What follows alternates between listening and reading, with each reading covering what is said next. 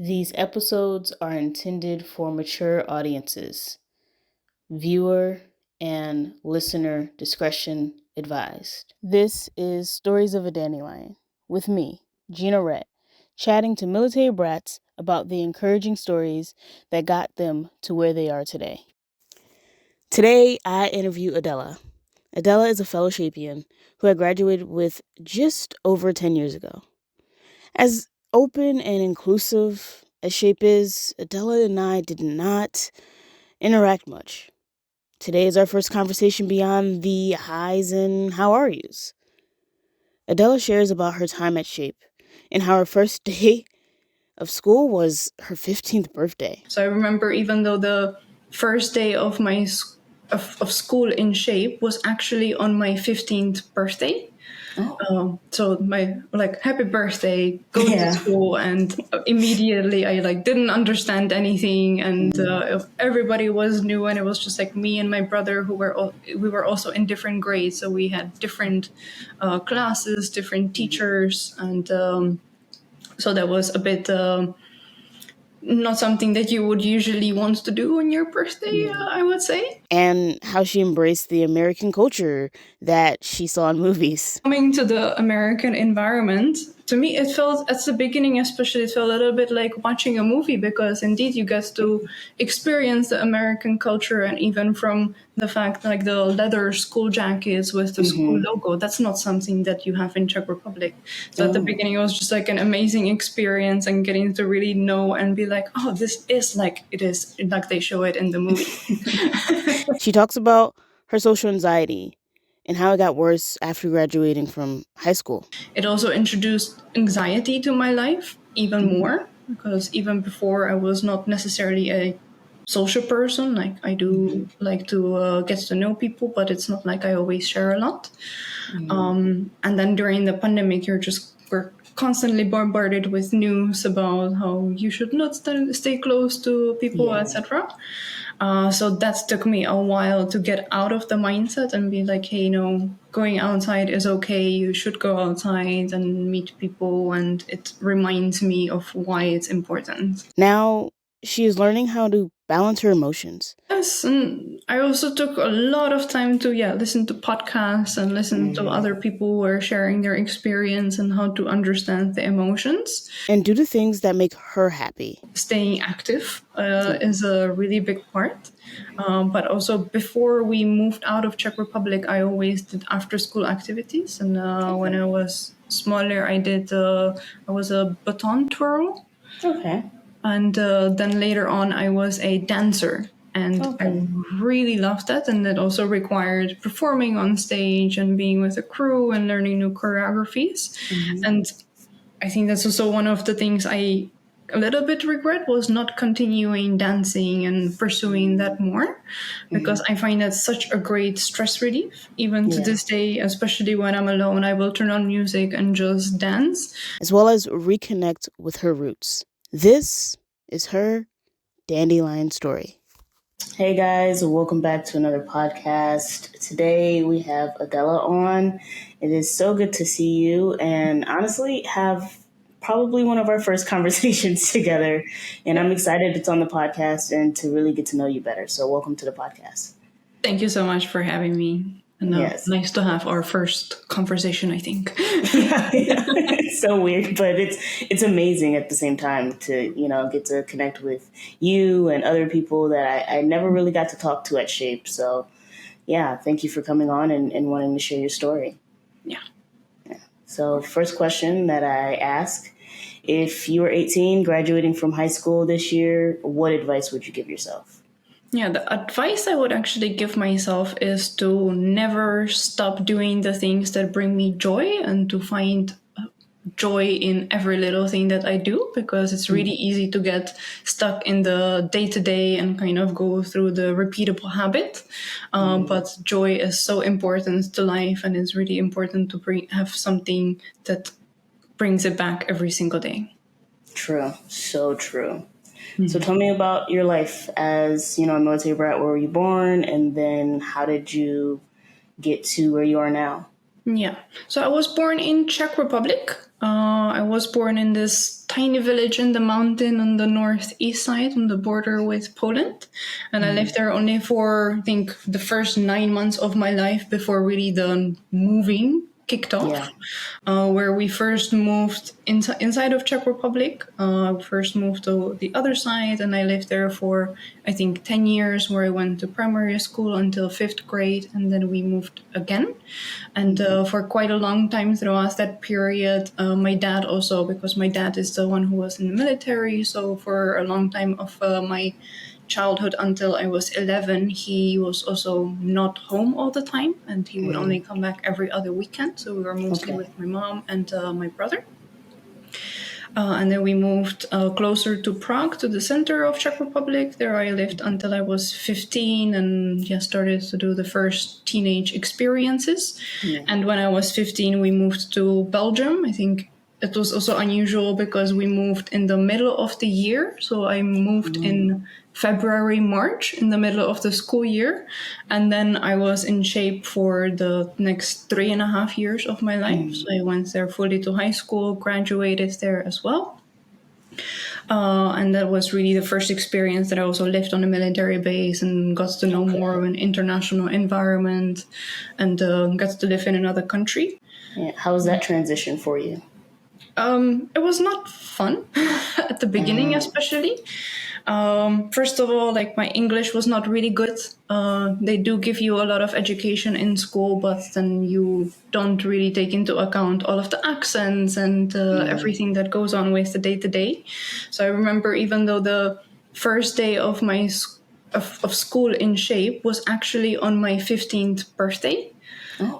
So my, like, happy birthday, go to school, and immediately I didn't understand anything, and everybody was new, and it was just like me and my brother who we were also in different grades, so we had different classes, different teachers, and so that was a bit not something that you would usually want to do on your birthday, I would say. But then over time, of course, I started to understand a lot more, made new friends, and arguably also I think it made the relationship with my brother better, because we had to be more together and rely on each other a little bit more. Versus if we lived in Czech Republic, we didn't really have such a dependent relationship. Okay. Yeah. How was, so, because you were kind of pushed into, I guess, the American culture. Did you enjoy that part of it? Did you like learning about something that was outside of your norm? Yes. So I will go a little bit back, because already when I was moving in Czech Republic, first of all, it is not very common that people do that in Czech Republic. There is not so many movers. And then because I already moved, and usually the friends would just grow up going to the same school for the entire life and never really changing the environments, I was always the kind of outsider that went there. And, like, say, to one school I only went there for 1 year, and then to the other school I only went for 2 years. So that also, and at that age, that's when, like, the gossiping would start. And for some reason I remember that around the time we were about to move to Belgium, I was not on a good page with my classmates. So when my parents told me, I was like, yeah, okay, let's get out of here. It's okay with me. And then coming to the American environment, to me, it felt, at the beginning especially, it felt a little bit like watching a movie, because indeed you get to experience the American culture. And even from the fact, like, the leather school jackets with the school logo, that's not something that you have in Czech Republic. So at the beginning it was just like an amazing experience, and getting to really know and be like, oh, this is like it is, like they show it in the movie. Yeah, there's some things that are right. Yeah. So what did you do after you graduated from high school? I moved to the Netherlands, where I live now still. I went to university. I studied international business and management studies in The Hague University. Okay. And after I completed it, there's something about the Dutch way of living that I liked, and I also slowly started to work here. So actually, I think after half a year of graduation, I started to work here, and I still am working here in Amsterdam-based startups. Oh, nice. Do you enjoy what you do? I do, yeah. I'm really That's good. happy. I feel like I finally found my place. Yeah. Awesome. Did you not feel like that at Shape, or was it? Did you feel like you had a good group of friends at Shape, or was it just kind of like, okay, let me get through these high school years, and then now you found a place where you feel like you belong more and fit in more? Hmm. Think it's a tough question because of how much the people rotated there. Mm. I feel like every year in Shape, I had a different group of friends. Mm. And also, I'm a person who likes to kind of click hop, so I never really stuck around friends for too long. Mm. Why do you think that is? Well, I think it's because of how often we moved as kids. Like, I don't Okay. think that even, like, also, I grew up so far away from my family that, for example, I didn't really get the chance to grow up with my cousins and have a constant person in my life, except for my Yeah. close family. And also, my parents, to an extent, I think they were quite strict when I was a child. So when I was a kid, I wasn't allowed to go outside and play as often as other kids did. So that Mm. made me stay at home more and, yeah, take it from a different perspective. Okay. Did moving to the Netherlands kind of get you out of that shell of how you grew up, of like not really being able to go out much or hang out with your friends as much? So do you feel like moving to the Netherlands, it kind of opened up a part of you that you didn't know you had? Yes. Like, because I did move here when I was 18, and Mm-hmm. especially in university, like the first year of university is usually people focus on going out and partying. And Mm-hmm. I definitely also did that in the first 2 years of university. Me Um, too. yeah, the job well done. Yeah. But then the COVID pandemic took like a really big hit on Mm. everything, on going outside, on like seeing friends, and it also introduced anxiety to my life even more because even before I was not necessarily a social person. Like I Mm-hmm. do like to get to know people, but it's not like I always share a lot. Mm-hmm. And then during the pandemic, we're constantly bombarded with news about how you should not stay close to people, Yeah. etc. So that took me a while to get out of the mindset and be like, hey, going outside is okay. You should go outside and meet people, and it reminds me of why it's important. Yeah. So how how did you start allowing yourself to let people become like come closer to you and get to know you on a deeper level? Mm. Was through meeting quite a lot of different people. Mm. Because I still, in my job, for example, am still very much in an international environment. Mm. So that allows me to still meet different cultures and be around different cultures. Mm. And through that, I also then talk more to colleagues because I am fortunate to work in companies that are smaller. It is Amsterdam startup, so they also quite invest into building up the team culture. So, Mm. for example, one of my previous companies hosted a weekend and flew us all to Croatia for a weekend where we really Nice. bonded. And then Mm. also creates different relationships with your colleagues where you open up on a different level. Mm. And then when we started talking more like about childhood and experience and how does that affect our day to day, I realized, like as people, we are not that different. Mm. And it's just good to always hear other person's perspective to remind yourself that, yeah, maybe you are not doing so bad in life as you think. Yeah, you're normal. It's all good. You're Yeah. not crazy. Yeah. Definitely. I feel like you're kind of living the life that you lived as a military kid a little bit. Like, not the moving part, but in a way of you kind of work for different companies. How long do you stay with these startups? Yeah, I think you recognize the pattern quite well because I have stayed like 2 years at Mm, everyone, and then I moved to the next one. Yeah. wow. And that's interesting how like your childhood life can really become your real life, but you've kind of found a good balance with it because you're still in the Netherlands. Like you're not moving around, but when it comes to your job, you're meeting a lot of new people. You're getting to interact with a lot of new people. So, what is it exactly that you do when it comes to international business? Because I have a minor in international business, and yeah, it was fun to learn. I got a bachelor's degree in business and then entrepreneurship and international business as my minors.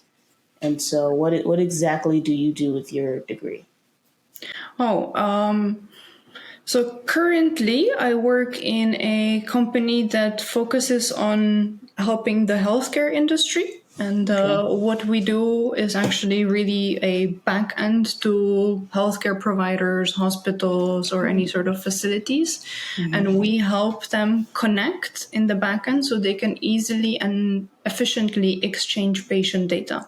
So that, for example, the kind of the high and long term vision is that in the future, when you, Gina, go to Japan and you break your leg there, that you can just go to the doctor, tell them your details, and they will be able to pull up all of your medical history from Oh, around the world easily, and they can nice. then really make a judgment on how to best treat you.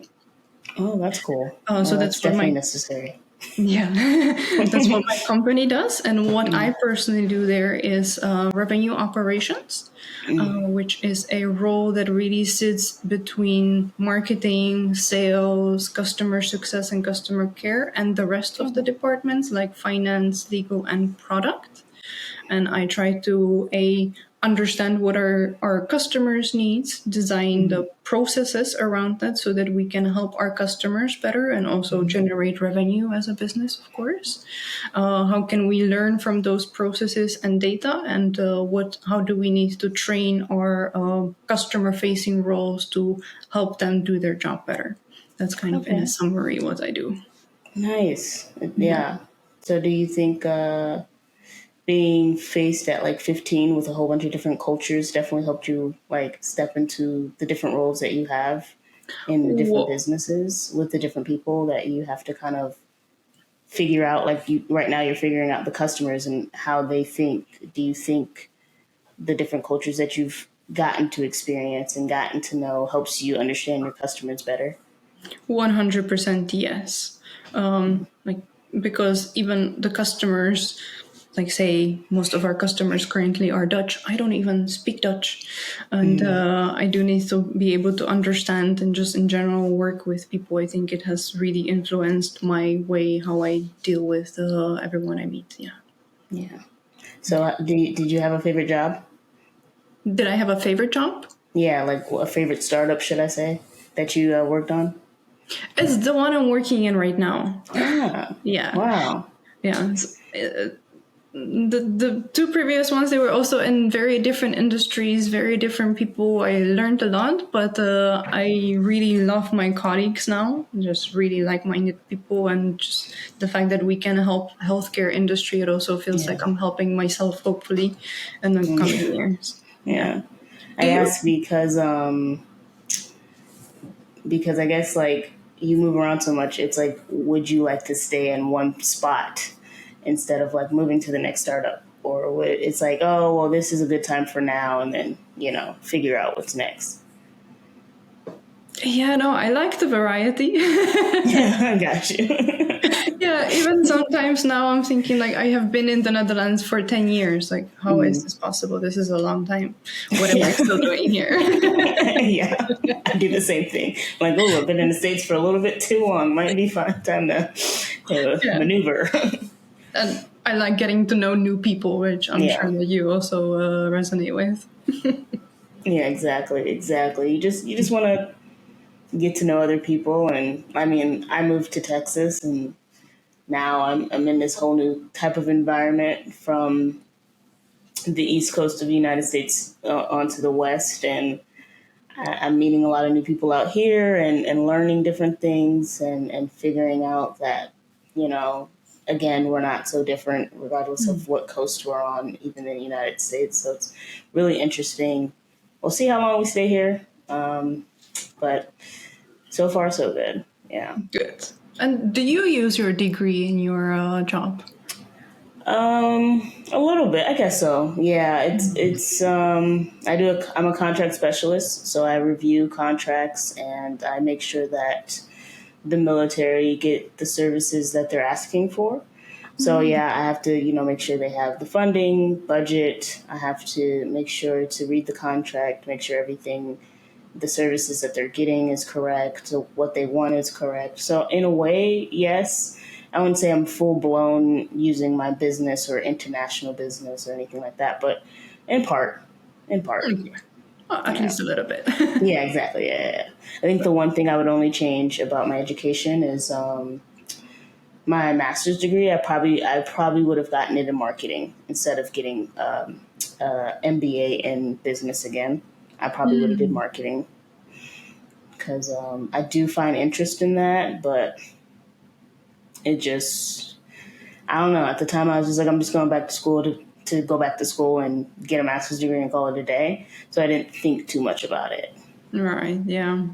I actually wanted to have my career in marketing, and that is where I started. But then after working in a couple of companies, I found that marketing, it didn't really offer the variety and flexibility that I wanted. So like, I think that marketing nowadays, you can learn a lot online. Yeah, it's true. So true. Yeah. We'll get there eventually. Got like 50,000 spinning plates for some reason right now, but figuring out how to balance it all and the 9 to 5 with the podcast and the goals that I have for the year. So yeah, eventually. Good luck. Yeah. Yeah. So what are you moving toward in the future? Like, because you said you've been in the Netherlands for 10 years. Where are you looking to move next? Have you kind of thought about that? I'm thinking about it right now.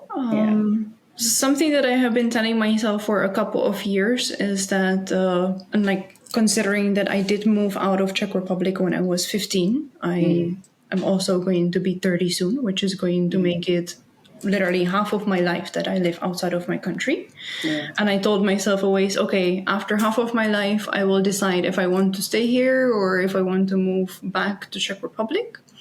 And now it's coming up. We are the same age. I will turn 29 soon. And now I'm really starting to think about it. And also seeing all my relatives, get older. And I'm still living far away. That makes me consider something.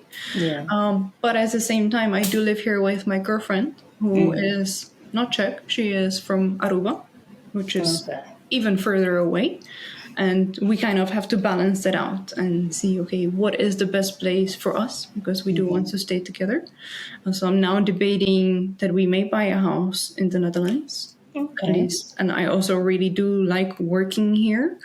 And one other factor is that I primarily speak English now. So my Czech is not as fluent as my English anymore. There's also one kind of an obstacle. So I'm seeing us staying in the Netherlands for the next couple of years. Probably trying to build a life here and see how it works out with our families. Okay. And did your parents move back to the Czech Republic? Yeah, they did. Okay. Like when I moved here, they moved back to Czech Republic. So. Okay. Yeah. And do you think, like, if you do move back or if, even if it's like a couple months or a year or whatever, do you think you're going to be able to relate to your relatives, relate to the Czech Republic again, kind of feel at home there? Good question. Yes. Okay. To an extent. I can say yes now because, I think this also relates a little bit to my answer of what I would recommend to myself, which is to always find joy. Last year, I also took quite a lot of time to like fill my own cup and focus on what I want to do. And something that I missed was spending time with my family. So last year, I did a 2-week vacation in Czech Republic, and I stayed with my grandparents for a couple of days. And it was also the first time I went there without my parents. So I had the opportunity to really chat with them one-on-one, ask all the questions I always wanted to ask them. And it made me realize, even though we're different generations, they have a completely different life. We still have so much in common. And I also got so much from them. In my day-to-day and how I structure my life, for example. Even I found that my grandma did a very similar job to what I'm doing right now, which I would have never expected. So yeah, I do think that I would still fit in, but something that does make me hesitate is that in Czech Republic they are a bit more, people can be more traditional and more focused on how the standard like female male roles should be, and I personally don't agree with that. So that's one of the things that I would have a challenge time with. So it's more of the culture, not the family, right? Because your family is okay with how you live your life. Yeah, I think it's more the culture. Yeah. So how long have you been dating your girlfriend? We have been together for 8.5 years. Oh wow. Yeah. Wow. Nice. Congratulations. Thank you. I asked because I did kind of know that, because I do see your social media, and I do see like you post pictures, and oh my gosh, she's doing really well, and everything's going well. And the one thing, like just sitting here having a conversation with you, is like I didn't know you were from Czech Republic. Like that's pretty awesome. Two, again, we didn't speak when we were at Shape. Like we saw each other, said hi in passing. So to hear your story and to see your how things have changed for you, and especially in terms of how you're getting out of your shell, how you're learning more about yourself. Tell me more about the time where you had anxiety. How did you deal with that? Was there a time where that anxiety kept you from fully being yourself? Yeah. So it was at this peak when throughout the pandemic, and I think that also definitely intensified it. Not only from the fact that it kind of takes you into account how much bacteria you encounter on the day-to-day, but also the fact that people had very different opinions, and that also, on one hand, made me not want to share my opinion all the time. And because I was also super young, and that was the first year of the pandemic when we went on lockdown, I also started my first full-time job, and I had to figure out everything about the job and learn what I am good at and what I am not good at, and still be faced with more external opinions, which really, I think there was a certain point where I remember also just being at home alone and really kind of questioning, okay, what is life? What is the purpose of life? Like, why are we even here? There were points that I didn't feel like I really had much joy. And it could have been due to the pandemic or other different reasons. But everything, I think, compiled at once. And I do remember having like one anxiety kind of panic attack where I was debating, like, am I having a heart attack right now? It's kind of like those thoughts. Yeah. And it made me, and there's quite a lot of factors also from my childhood with the way I was brought up.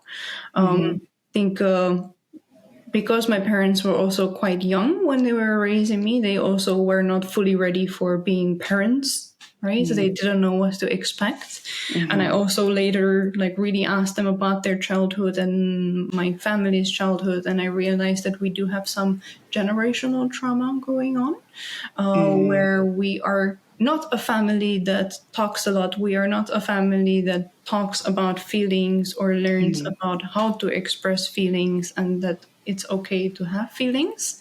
The way that I was raised was more, okay, something is bothering you. Take some time for yourself, figure out what is bothering you, and when you know it, come to me and tell me. Okay. So Yeah. you never learned how to really express your emotions in the moment. Yes. And like I can be impulsive and reactive. So also when I'm not feeling like 100% energized, or if I'm more tired than usual, I will be more reactive. And then literally 20 minutes later, I'm like, yeah, but I didn't mean what I said. Like that was not what I really wanted to say. Uh, Um, so in a way, did the pandemic help you learn how to identify your emotions that you were dealing with at the time? Yes, and I also took a lot of time to listen to podcasts and listen to other people who are sharing their experience and how to understand the emotions. Usually, I was more focused on actually others, except rather than myself, to understand other people.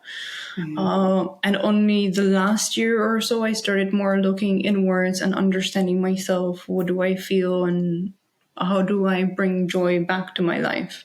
Yeah. So would you say, because I know for me personally, when it comes to like therapy and all that, growing up, we were always told like, no, we don't do that. Like only crazy people go to therapy. Where was your kind of culture and household the same way? 100%, yeah. Um, I don't think that my parents even or my family ever really talked about therapy or anything like that. And I guess in your household, they didn't really talk about. Did they talk about emotions with you, or was it just kind of like you said, just deal with it, let me know how you're feeling, and move along? Yeah, it was more what you said, to kind of deal with it, and because my mom, like, love her, but she is also a reactive person, and she doesn't always handle stress well, so that also shows. And my dad is the opposite, who doesn't really show emotions. So I have two very extreme opposites as parents, and I was trying to figure out a middle there. Yeah, where's the balance? So tell me about your year of discovery of who you are, how to deal with stress, how to deal with anxiety, and how to deal with because happy times we can get a little too happy as well. So how do you deal with just balancing your emotions? It's like I still like to, like, even though I wouldn't say as the best thing to do is I do still need to take a lot of time with myself. I find is that I require having some alone time for myself and being alone with my thoughts. And I really actually went back to remember who I was as a kid Yeah, and what was it that I did when I was a kid, what brought me joy then, and what kind of activities I did. So yeah, I was a kid who always liked running around, climbing trees, and like being super active, bungee jumping. I really liked, and those things. So staying active is a really big part. But also before we moved out of Czech Republic, I always did after school activities. And when I was smaller, I was a baton twirl. okay, And then later on, I was a dancer. And I okay, really loved that. And it also required performing on stage and being with a crew and learning new choreographies. And I think that's also one of the things I a little bit regret was not continuing dancing and pursuing that more, because I find that such a great stress relief. Even to yeah, this day, especially when I'm alone, I will turn on music and just dance. And, through the movement, your body also releases a lot of stress and it yeah, makes you feel more comfortable with myself. yeah. So that's one of the important things. Did you And then, join a dance club or like a thing? Oh, you have? yeah, I was part of a crew, yeah. Yeah, yeah. And now are you again? Ddid you join another one? No. No. No, I still do it just by myself. Yeah. Gotcha. Yeah. Okay. Okay. Mm-hmm. I think you should, but I might. But I that's always good. say it. Yeah. Yeah, that's really good. To have something to release stress and kind of bring you back into yourself. Yeah, exactly. I mean, because you used to play basketball a lot, I don't think you play it anymore, right? No, I don't. I don't play basketball anymore. I have adopted cycling now. Mm. Literally just went on a 25-mile cycle yesterday. Oh, Yeah, how yeah. was it? It was fine. It was fine. This morning wasn't the greatest. My stomach was hurting a little bit, just because it's not used to it yet. But yeah, this year I've adopted cycling, and I don't know. I guess when I was a kid, I did like biking. It took me forever to learn how to ride a bike. I don't think I knew how to ride a bike until I was 10, but and that's neither here or there. But You know how to write it now. That's okay. yeah, exactly, exactly. But yeah, I kind of, it gives me, everybody says like a runner's high, like they get a runner's high. For me, it's cycling. Like I get a lot of just joy and happiness and having fun and pushing myself past my limits. So yeah, I really enjoy it.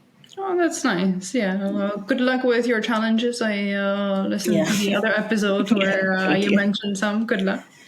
Yes, thank you. Oh my goodness. A little maybe nervous, maybe you but should consider visiting the Netherlands because people bike here yeah. for transport.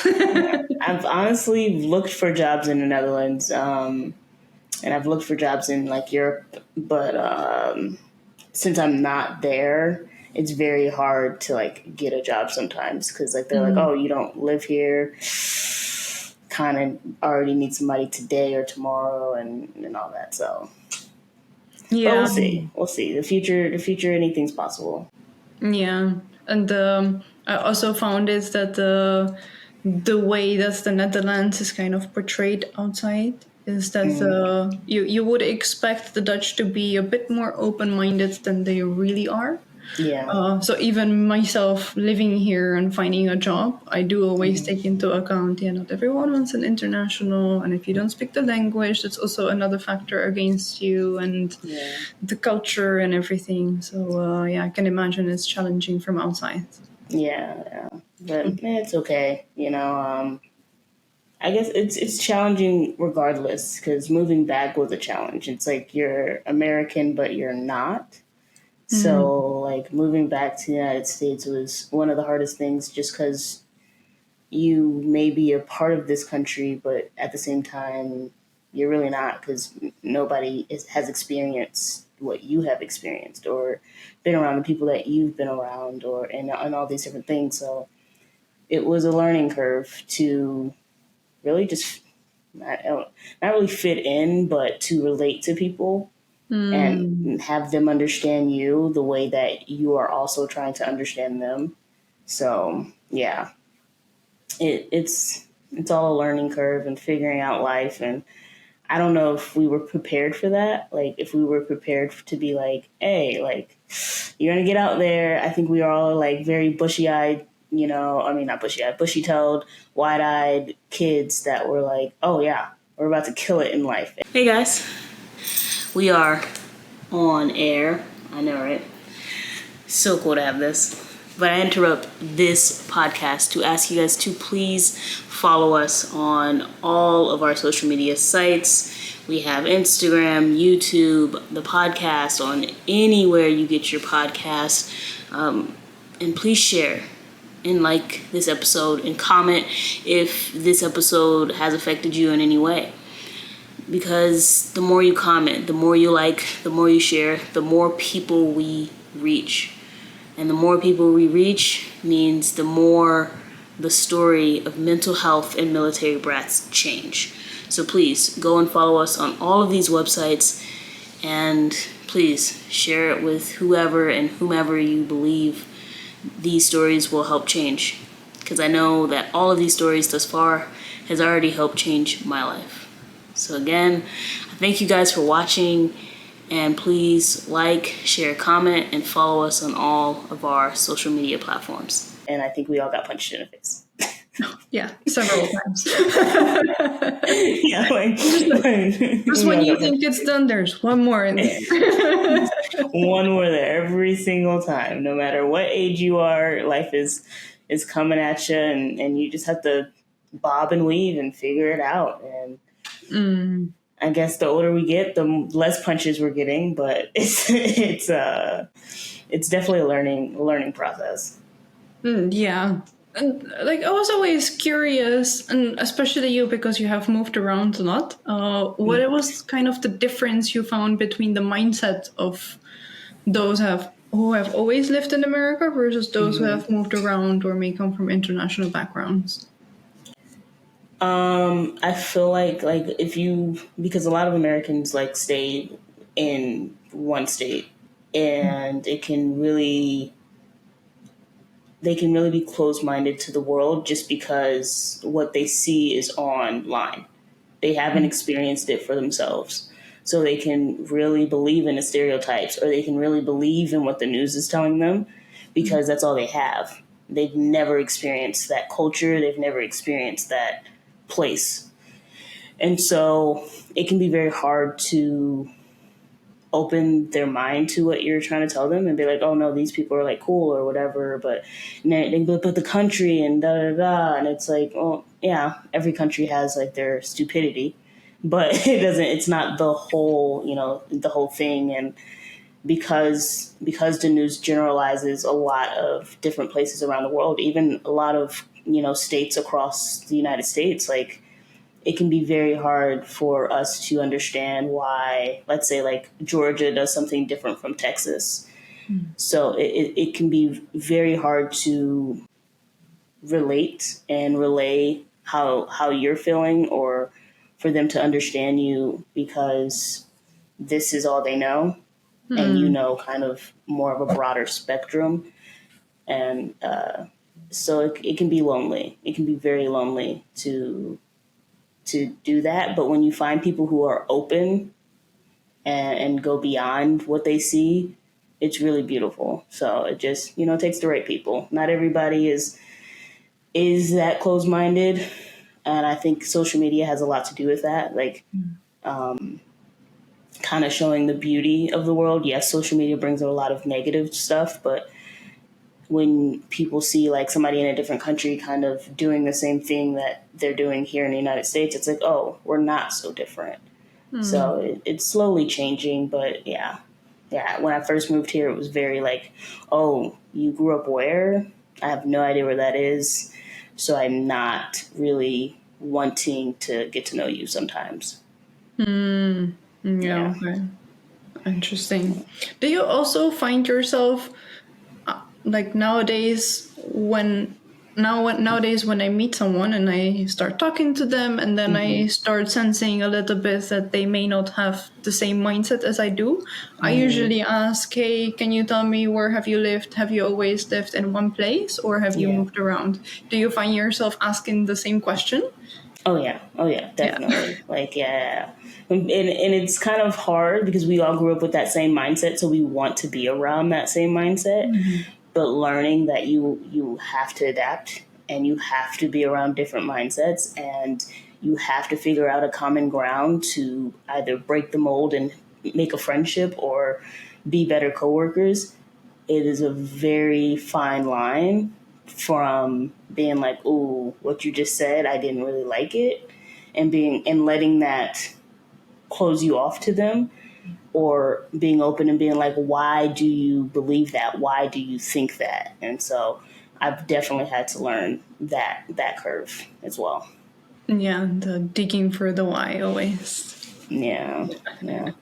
Was that the same for you, moving to the Netherlands? Kind of more like, because do people in Amsterdam, I feel like it's quite diverse, but did you have that experience of people being closed-minded versus open-minded? Yes. Like the Netherlands does have a very big expat community, and especially in Amsterdam. But I do live in The Hague, which is like 1.5 Oh yeah, hours yeah, yeah. south of The Hague. So beautiful. Thanks. Well, for the part I've been to, which is the beach and stuff over there, but Yeah, it's as good as it gets in the Netherlands.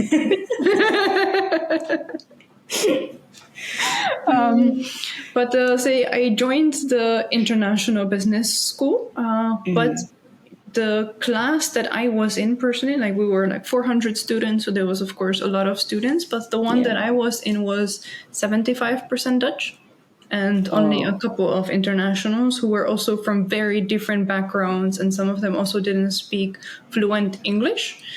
So I didn't necessarily click with the internationals there. But I also found that many of the Dutch that were in my class happened to be from the same towns, knew each other already, or say they would go to school and then go home and just hang out with their high school friends. So Yeah. that really kind of limited the number of friends I could make, especially on the long term, and number of like good quality friends that you just don't like go out and partying with. I don't count those. Yeah. So yeah, you do encounter very different mindsets even in the Netherlands, and especially dealing with the locals. Yeah. That's interesting. It's just interesting to hear, like, no matter where you go, you're going to experience basically the same things. You just have to crack through that mold and, get to a common ground. And it's work. And so Yeah. sometimes you don't want to do it, but it's like, but it's the whole process of making friends. I think that's the whole thing. That it's like, why can't we be kids again and be like, oh, you like basketball, I like basketball, cool, let's be friends. Like now it's like, oh, you like basketball, that's great, but it doesn't mean we have to be friends. It's like, oh, okay, cool. Yeah. Yeah. It's like, oh, okay, well, I guess I'll find somebody else. So, like, how's it been for you making friends or like even close colleagues? Yeah, also not very easy, I would say, because yeah, on one hand you do have the different international environments there, but also just yeah, finding something in common, something that you can continuously talk about, Yeah. has not been easy. And also because I did move quite a lot, I do feel like it has made me a bit, how do I really describe this? Like, I don't get as attached to friends and the Hmm. people that I'm around as Yeah. others might. Yeah. So even like I think it was last year, I was sitting with my colleagues from my previous company, and we absolutely get along, have a lot of jokes, and like do relate to each other and everything. But still, they asked me how do I make. They also asked me how do I make friends and stay friends with different colleagues, and I'm like, Hmm. well, honestly, you guys will probably not be in my life in 3 years anymore. Mm. So, like, I'm not so attached at this point. Yeah. I I also, get that. when that kind of escaped my mouth, I could see them be like, "But what?" Oh Yeah. my god, shit! I shouldn't have said that. Yeah. Oh snap. Oopsie. But yeah, I mean, I totally relate. I think it's hard because you move and you learn how to disconnect from that part of yourself. I guess the need to attach in a lot of ways. And for me, I attached to the ones who kind of stayed around, like you stayed around and were there when I was a kid and like became like family. But like if you weren't beyond that, like you became family and we hung out and we were friends, like that's cool. But like when I move, like sorry, but likelihood of me having a conversation with you again is very little to none, and it has nothing to do with you. It just has everything to do with like moving to a new place. Okay, find new friends, figure things out. Let's get the ball rolling on whatever it may be, and it's not out of sight, out of mind, but it's new adventure. What do I need to do to be the best version of myself here? In a way, I guess I should say. And I experienced that in college. Like I went to college, I made some friends. Um, do I talk to them? I talk to a couple, but I don't. For the majority of it, I don't. talk to them. Like, we were close in college, but yeah, I left college and I kind of just disconnected, and it wasn't on purpose. I think I didn't realize it until like 2, 3 years later, where like a lot of them still hang out with each other, and I see it on like Facebook and stuff and Instagram, and it's like, oh snap, like wait, people do that still? yeah, like people hang out after college, like what is this?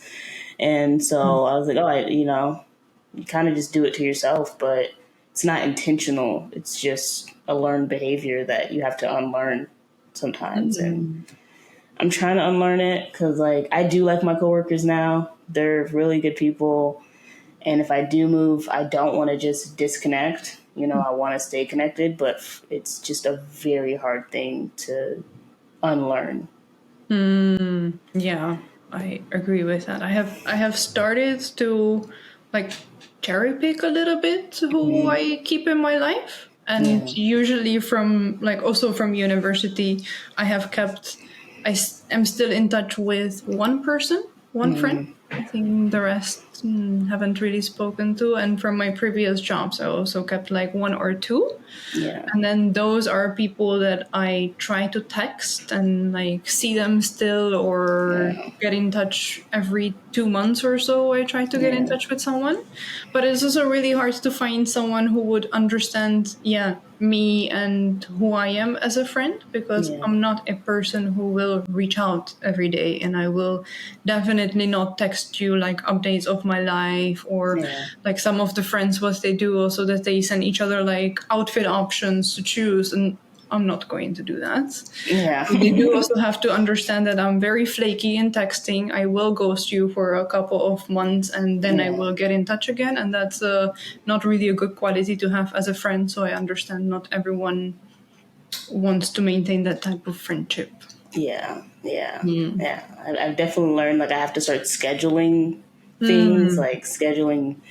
Because growing up, like, it's easy. You don't have a lot of responsibilities growing up. So you can easily be like, oh, you want to hang out today? Cool, let's do it. Like, now it's like, oh, no, I have to actually pencil you in.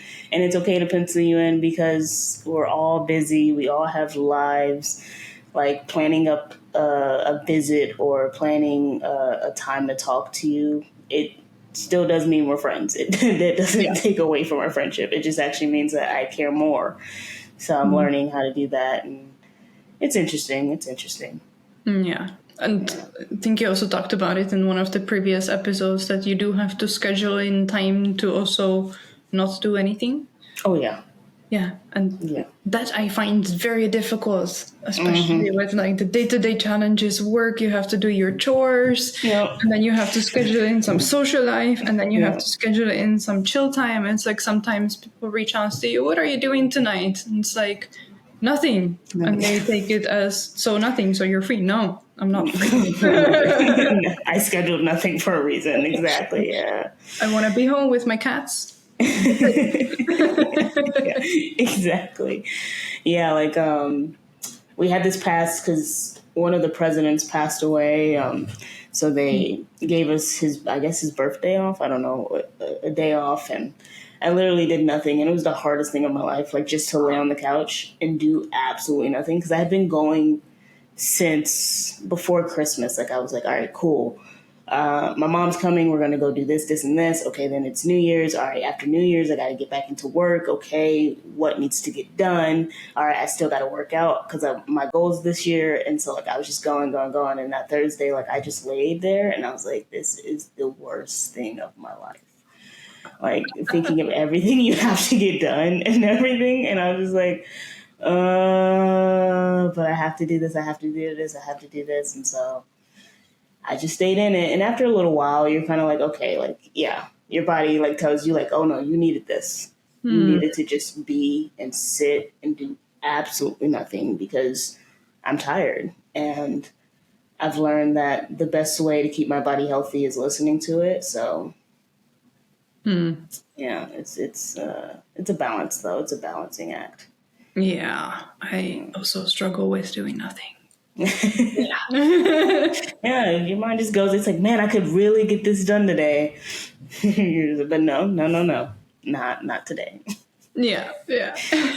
Yeah, but it's it's life, but I think it's a skill that is it a skill that needs to be learned? Probably not really like a skill, but more of like something taught that you can say it's okay not to do anything. You're not a failure.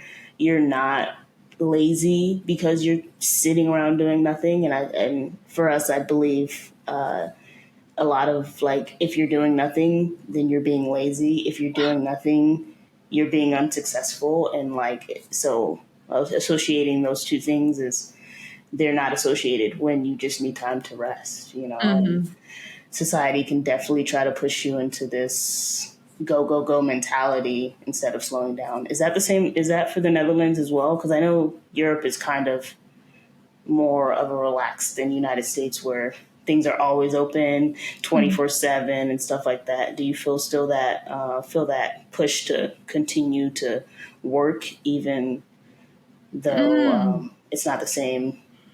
I have noticed it really varies depending on the kind of context and situation you're in.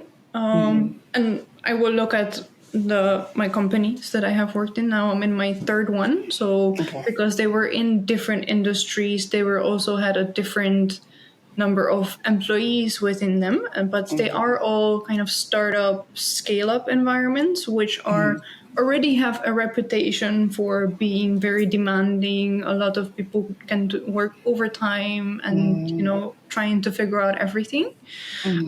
So I experienced that in my jobs as well. And that what also makes my current company my favorite one, because it is in healthcare. So I also recognize in our leadership, they really stress that work-life balance is important and that you shouldn't overwork yourself, and like if you are having too much on your plate, just let the manager know, and it's okay to have these feelings. It's not something that was in my two previous companies. Okay. And especially nowadays, I think the country also does invest a lot into the people and their health. So it also shows in kind of the government campaigns and how they structure it. Okay. And maybe you saw that also, I think it was last year or 2 years ago, Belgium decided to adopt for work. Yeah, the 4-day week. Yeah, I was going to ask you about that. Did you guys adopt that 4-day week? No, no. But I do have the flexibility to negotiate my own contract. And I did that in the past where I only worked 36 hours per week, for example. Okay. And you are allowed to do that here. Oh, wow. That I found really nice, yeah. Okay. Yeah, no, it's still 40 hours. Yeah, but it's kind of like, do I want more free time or do I want more money? Yeah, it's true. That's true. I think in this economy, at our age, even the thought of like buying a house with the housing market right now is like, yeah, I think I'm just gonna work a little more than usual. Yeah. Yeah. Yeah, it's interesting. Yeah, I keep like the whole American dream of growing up, buying a house, picket fence, and all that. Like I don't know. Like, it's not that it's not for me. It's just that it's not right now. Like, I don't need a house right now. And it's so interesting to, like, see how many people are like, oh, no, I'm getting a house or I'm doing this. And for some people, that's their spot. Cool. For me, it's just not, I'm not there yet. Even though my mom keeps saying, like, oh, yeah, when you move next time, you're going to be buying a house. I was like, no. For what? I don't plan on staying in Texas. I don't need to buy a house here. Like, it's so much easier to just, like, I was even talking to her yesterday. I was like, I'm going to buy an RV and just go live on post and bike to work every day. It sounds great to me. Like, save so much money, save gas. Like, so, I don't know. We'll see how it goes. I mean, even RVs are expensive nowadays, so.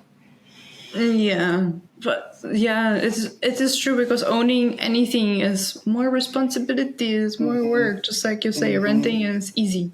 Yeah, exactly. You don't have to pay for a repair. Like your rent is paying that for repair or anything like that. So, yeah, we'll see. We'll see how it goes. But like, I'm definitely learning how to adopt to the work-life balance and balancing all of it, because it's like life has different pieces and work is just like this one thing, but life has so many different pieces that you have to balance within your job, and it's a year-to-year, day-to-day basis. A recurring theme that I noticed, that's something that I tell myself continuously and not just in the last couple of years, is that no matter what happens, life goes on. Yeah, Just exactly. it's gonna go on. You'll be fine. Yeah, I know. It takes a lot of effort, but Oh yeah, when we were younger and we used to catastrophize everything. Now we're older and it's like, oh well, no, it happened. it's Move fine. on. Yeah, it's fine. Move Yeah. on. Especially those days that you try to tell yourself, okay, I'm gonna do nothing today, and you start to have those feelings, but I could be doing this, I could be doing that. Like, no, what's gonna happen if you don't do it right now? Nothing. Exactly. Nothing. It's gonna be fine. Nothing's gonna change. You're fine. Yeah. You're okay. Yeah. Yeah. Oh my goodness. This has been a great conversation, and it's been lovely getting to know you and learning more about you. So I'm gonna ask my final question. Not if. Oh my goodness, I'm going back to the beginning. Morning brain. Sorry. What are your 5-year plans? Do you have a 5-year plan? I do not. That's okay. So what are your goals, I guess? Goals. Interesting. As I'm not. I was never a person who would have a plan or goals. Sometimes I try to do like some New Year's resolutions, but I do them in a very different way than others might. Okay. So for me, this year the resolution was also to relax more and to take more chill time and to spend more time doing my hobbies and things that bring me joy. Yeah. So that's what I wanted to do, kind of pick up more something that I really put on the side over the last 10 years. It's a hobby I very much like, is photography. And I always thought, okay, I'm going to focus on school, focus on my career. But now I'm thinking, okay, all of those years I could have spent doing that instead. So now I really want to do that more. And something that always is in the back of my mind is also the fact that we are employed, and that fact that we are doing 9 to 5s. Just sometimes I'm just really done with being employed. Yeah, and I would like to be able to do what I want when I want, not on somebody else's schedule. So I agree. maybe I can figure out how to do that and decide where I want to live. Yeah. That's the goal. Yeah. Hey, I'm right there with you. But until then, 9 to 5 it is, but working toward that. I think we all have our own passions and we all have our own things that we want to do in life and go after our dreams. And I think, especially for us, like our parents were in the military, it can seem like just having that steady job is the route to go. And because it was laid out for us in that way, but really going after your dreams, going after what you love to do or want to do, it's okay. Because if you failed, at least you know you tried, and you can still go back and get a job. It's not like it's not going to be there for you. Maybe you have to learn a little bit, something more, but you can still go back and get a job. And I think the life lessons that you learn from trying to go after your dreams can really help you in whatever you do next. So do you have like a specific thing or passion that you want to do as an entrepreneur, or? Like the unrealistic dream of mine that I've always had was to be like a travel photographer blogger. That's what I would really like to pursue, but it's not necessarily the most profitable, which also takes quite a lot of, like, just like you said, kind of reminding myself that stability is not always everything, and questioning whether stability may just be the comfort zone. And is the comfort zone really still healthy for you? Yeah, exactly. And even with our jobs, like, who knows? It's not as stable as we think. It could go away tomorrow. So I mean, it is that time. the way that the news is looking, you never know. Exactly. You never know. So, Never know. like, we even had that recently. We had the spending bill that hadn't been passed yet. And, like, so, like, people would have been laid off. And for us, like, we wouldn't have been laid off right away. But once money starts to run out, like, what are you going to do? Like, can't pay us anymore. So it's like, oh, there's no set time. Maybe the job is stable because it'll be very hard to fire somebody. But, like, at the end of the day, the government's still the government, in whatever capacity they want to be in your workplace, Yeah. it's going to affect you. And so it's Yeah. like, you know what, might as well just go after it and do it and see how it goes. Yeah, and once in a while, I also remember that there are still ongoing wars in regions that are close to home because, the whole Russia-Ukraine is still going on, also in Israel region, and then even the government starts to kind of warn the citizens, and that's the kind of point where you start questioning, okay, am I really living the kind of life I would like to be living in case something like that happens? Yeah, exactly.